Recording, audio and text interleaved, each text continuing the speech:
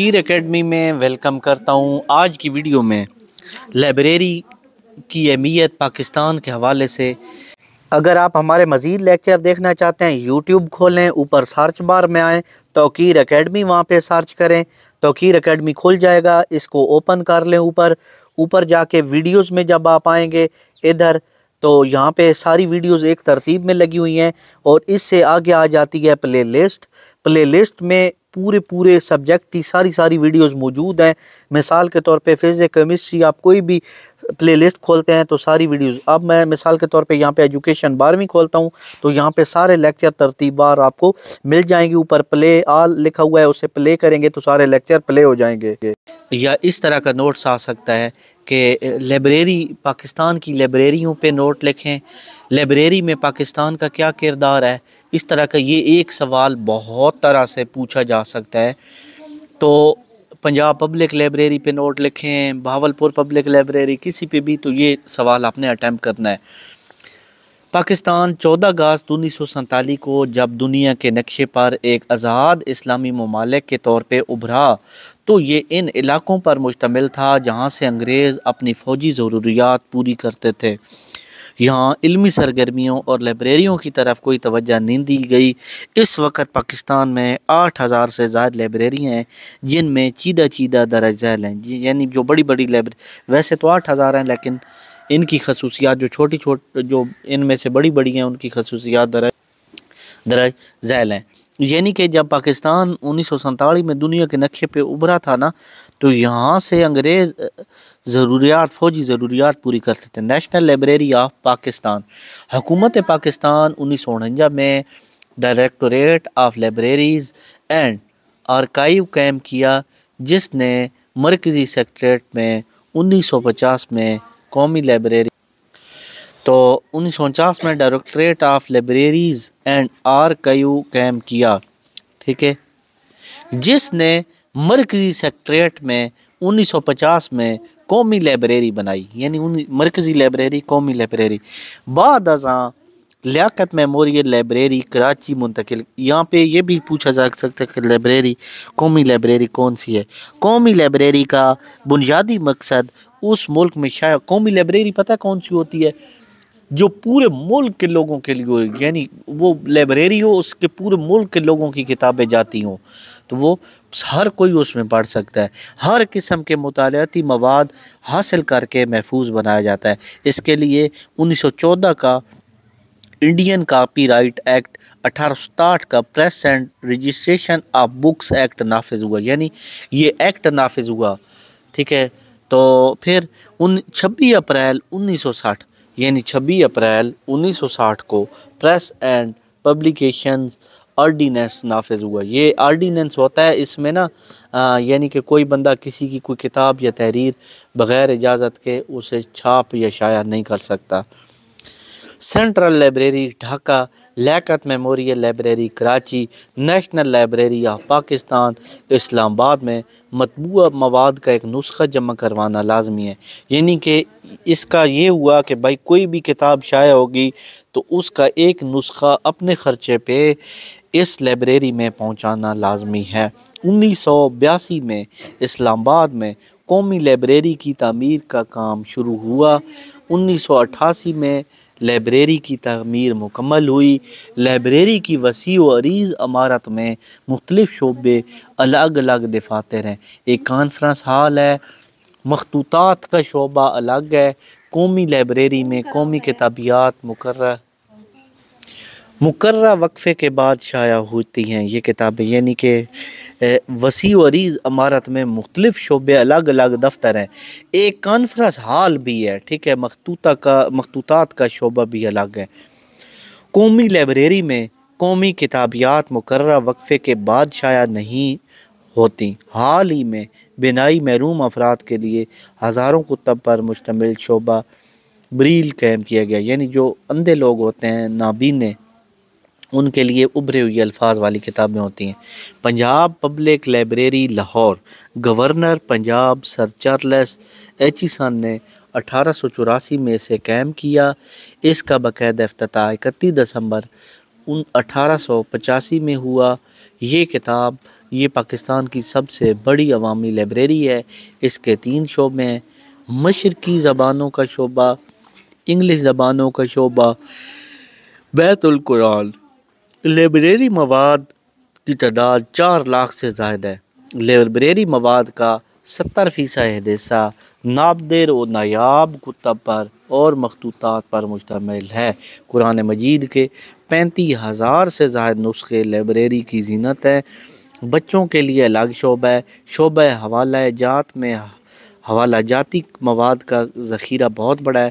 یہ لائبریری اہلیان لاہور کی صبح سے شام تک اپنے محدود وسائل کے مطابق علمی پیاس بجھانے کی کوشش کرتی ہے۔ یعنی اس میں وسائل محدود ہیں، لیکن لاہور کے جتنے لوگ ہیں اس میں پڑھتے ہیں اور کتابیں لیتے ہیں۔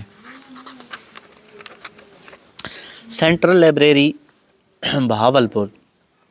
سر صادق محمد خان عباسی کے ریاست بہاولپور کے امیر بننے کی خوشی میں ان کے وائسرائے ہند نے صادق ریڈنگ لائبریری کا سنگ بنیاد 8 مارچ 1924 کو رکھا۔ اس کی عمارت کی تعمیر کا آغاز 1927 میں ہوا اور 1934 میں کلاسیکی اٹلی طرز کی نہایت خوبصورت عمارت جو آرٹ کا دلکش نمونہ ہے۔ نواب مشتاق احمد گورمانی نے، یہ جو نواب احمد گورمانی تھے، انہوں نے سینٹرل لائبریری کی بنیاد رکھی، ٹھیک ہے، اور اس کا نام سینٹرل لائبریری، یہ پاکستان کی دوسری بڑی عوامی لائبریری ہے۔ عمارت کے حصے ہیں، بڑا ہال ہے اس کے اندر، شعبہ خواتین اور بچے والا شعبہ، یعنی اس میں بچے اور خواتین، شعبہ اخبارات ہے، ٹھیک ہے، سمعی اور بصری شعبہ، یعنی سمعی سننے اور دیکھنے والا شعبہ، یعنی اس میں ایسی چیزیں بھی ہیں جیسے چارٹ وغیرہ جن کو دیکھ سکتے ہیں۔ لائبریری میں نادر و نایاب کتب کا بہت بڑا ذخیرہ موجود ہے۔ 1947 سے پہلے اخبارات بھی ہیں۔ مطالعاتی مواد میں 1,10,000 سے زائد کتب ہیں۔ اخبارات اور رسائل کے علاوہ سمعی اور بصری مواد۔ اس کے موبائل لائبریری کے شعبے نے لائبریری کو امتیازی حیثیت دے دی۔ Punjab university library Lahore. Punjab university 14 اکتوبر 1882 کو قائم ہوئی۔ اسے پاکستان کی قدیم ترین یونیورسٹی ہونے کا بھی اعزاز حاصل ہے۔ شاہراہ قائداعظم پر واقع اس لائبریری کی عمارت میں وقت کے تقاضوں کے پیش نظر کئی ترامیم اور اضافے ہوئے۔ جب یونیورسٹی کے لیے نیا کیمپس بنایا گیا تو لائبریری کو 1988 میں قائداعظم کیمپس کی نہایت خوبصورت اور کشادہ عمارت میں منتقل کیا گیا، جس کی تعمیر لائبریریوں کے تقاضے کو مد نظر رکھی گئی۔ پنجاب یونیورسٹی کو بین الاقوامی شہرت حاصل ہے۔ یہاں بہت سے غیر ملکی طلبہ اور طالبات بھی ہیں۔ لائبریری میں مطالعاتی مواد کی تعداد 5 لاکھ سے زائد ہے۔ نادر و نایاب کتب کے علاوہ مخطوطات اور سمعی اور بصری مواد بھی موجود ہے۔ مختلف اہل علم حضرات کے ذاتی ذخیرہ کتب کے عطیات نے لائبریری کو منفرد بنا دیا، یعنی بہت سارے لوگوں نے کتابیں عطیہ بھی کی ہیں۔ پنجاب یونیورسٹی کے اساتذہ طلبہ اس سرچشمہ علم سے اپنی پیاس بجھا رہے ہیں۔ قائداعظم لائبریری لاہور۔ شاہراہ قائداعظم پر واقع جناح کا جم خانہ قیام پاکستان سے قبل عیش و نشاط کی محفلوں کا مرکز تھا، یعنی پہلے یہ قیام پاکستان سے پہلے شراب پیا جاتا تھا، کیا سے کیا، جس میں چند ترامیم اور اضافوں کے بعد شہر کے مرکز میں اس کا نہایت دیدہ ذیب عمارت 25 دسمبر 1984 کو قائداعظم لائبریری میں تبدیل کر دیا گیا، ٹھیک ہے، یعنی واقع باغ جناح کو باغ لائبریری میں تبدیل۔ یہ ایک عوامی اور تحقیقی لائبریری ہے جس کی عمارت مکمل ایئر کنڈیشن ہے۔ تازہ ترین سائنسی اور تحقیقی کتابیں، رسالے، سمعی بصری مواد بھی ادھر بہت سارا ہے۔ بچوں کے لیے الگ شعبہ ہے۔ لائبریری کا اقبال حال بہت کشادہ ہے، یعنی کہ شاہراہ قائداعظم لاہور میں جو باغ جناح تھا اس کو 25 دسمبر 1984 کو لائبریری بنا دی گئی، ٹھیک ہے۔ لائبریری کا اقبال حال بہت کشادہ ہے اور علمی اور ادبی اور ثقافتی سرگرمیوں کا مرکز ہے۔ اس کی سہولیات کی بنا پر لائبریری کو پاکستان کی جدید ترین لائبریری ہونے کا اعزاز بھی حاصل ہے۔ ٹھیک ہو گیا۔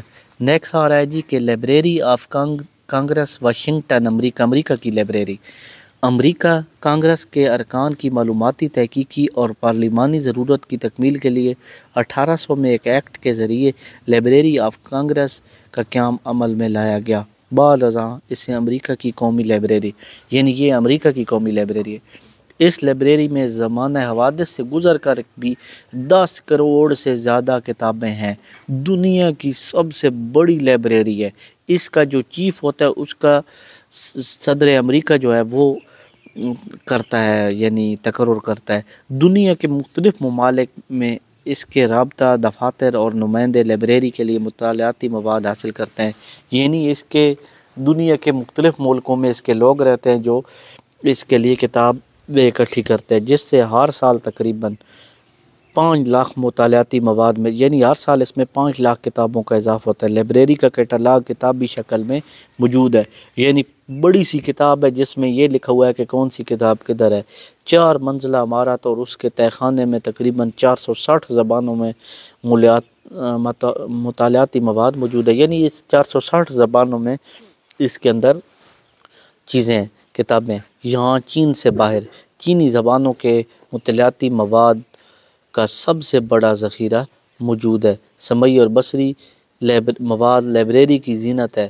مطالعاتی مواد رکھنے کے لیے الماریوں کی لمبائی 530 میل یعنی 850 کلومیٹر ہے۔ اتنی بڑی لائبریری دنیا کی سب سے بڑی لائبریری ہے امریکہ کی، اور اس میں 10 کروڑ سے زائد کتابیں ہیں۔ کتابیں کو جو کدھر پڑھی ہے، کون سی کدھر، اس کے لیے باقاعدہ بڑی بک ہے جس میں یہ لکھا ہوا ہے کہ کون سی کتاب کدھر پڑھی ہے۔ اور اس کے علاوہ اس میں بہت ساری الماریاں ہیں، چینی زبانوں کے بہت سارے ترجمے ہیں۔ تو امید ہے آپ کو یہ ویڈیو پسند آئی ہوگی۔